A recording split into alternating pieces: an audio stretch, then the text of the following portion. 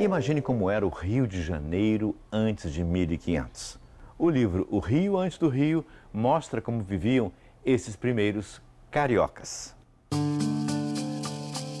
Para escrever sobre a pré-história do Rio de Janeiro, o jornalista Rafael Freitas da Silva passou 4 anos pesquisando.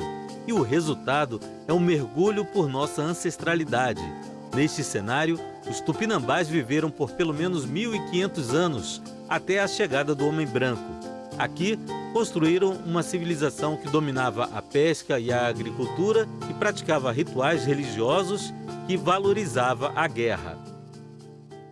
Um dos capítulos do livro é dedicado às tabas tupinambás no Rio de Janeiro e no entorno também. Cruzando diversos documentos, o autor chega a listar mais de 80 aldeias. Aqui mesmo, em frente, onde hoje é o bairro de Santa Teresa, ficava uma das mais importantes da época, a Taba dos Cariocas. Quem foram os primeiros cariocas? Os primeiros cariocas foram os tupinambás, né? Tal como relatado pelos franceses, né? Que tiveram contato com esses índios de forma muito mais profunda do que os próprios portugueses, né? Como e quando os tupinambás chegaram aqui? A arqueologia, em geral, ela coloca que os tupinambás eles migraram do interior do Brasil, mais ou menos da região do Rio Madeira e do Rio Xingu, e vieram para o litoral, conquistando todo o litoral. Isso teria acontecido há pelo menos 2.000 anos. Então, sabe-se que os tupinambás expulsaram, inclusive, outros povos indígenas que já viviam no litoral, que hoje a gente identifica como os povos indígenas de língua G, do tronco G. E como era a organização social dos tupinambás? Os homens eram criados para serem guerreiros e as mulheres para serem ótimas trabalhadoras, né? Então, todo menino tupinambá ele era criado para ser um defensor da aldeia. O cacique geralmente era um ancião muito experiente na guerra. Era um comandante militar mais do que um comandante político. Tudo era ritualizado, né? Até mesmo a primeira menstruação. Elas passavam por um ritual muito demorado, onde elas eram guardadas dentro da aldeia, onde elas não podiam tocar o pé no chão, elas tinham o cabelo totalmente raspado, elas se tatuavam com os dentes de cutia, faziam marcas no próprio corpo e a partir desse momento da menstruação, ela passava a ser vista como mais uma mulher que podia casar na tribo. Entre os tupinambás, quem tinha direito ao que a gente chama hoje de licença maternidade era o pai, não a mãe. Os tupinambás, eles acreditavam que quem era responsável pelo crescimento do filho era o homem, tanto magicamente como fisicamente. O homem tupinambá, ele reconhecia o filho porque ele fazia o parto da mulher.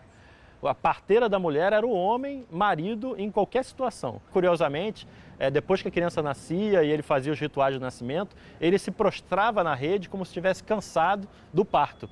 E a mulher, assim que se recuperava, já voltava aos seus afazeres e o homem ficava praticamente 15 dias prostrado na rede e recebia os cumprimentos pelo trabalho que tinha feito das outras mulheres. E eles também eram grandes fabricantes de cauim e gostavam de beber, né?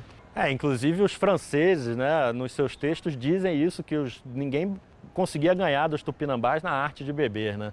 E essa bebida é muito curiosa, porque uma vez me perguntaram assim, poxa, essa bebida não ficou, né? Na verdade, a gente pode fazer o cauim hoje tranquilamente, né?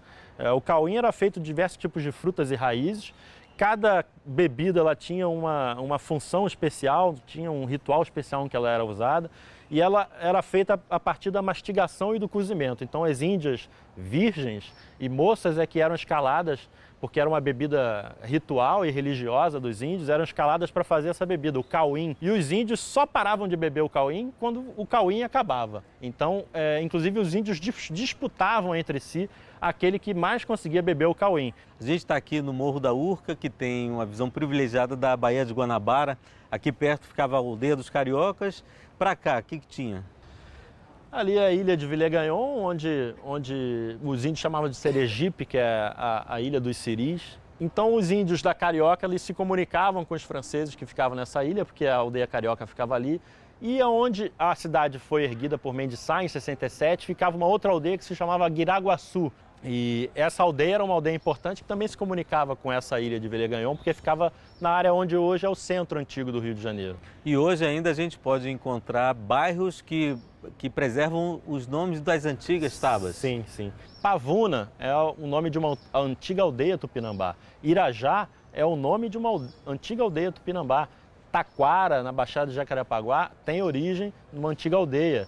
Guaratiba, Sepetiba, né? O próprio nome Carioca, né? Esses nomes são tão brasileiros hoje em dia que a gente identifica como nomes que nos remetem à nossa terra de origem. Na verdade, eles têm uma origem anterior à chegada da colonização, né?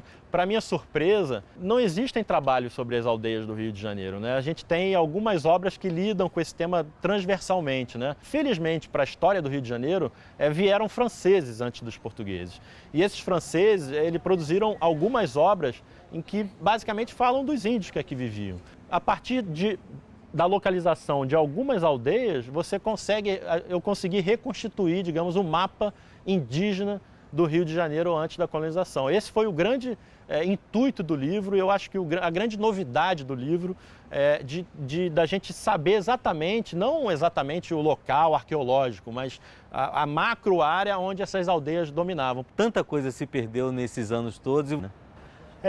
Eu digo que esse livro demorou 450 anos para ser feito, porque foi o tempo que demorou para que a gente tentasse recuperar um pouco das origens ancestrais do Rio de Janeiro, né?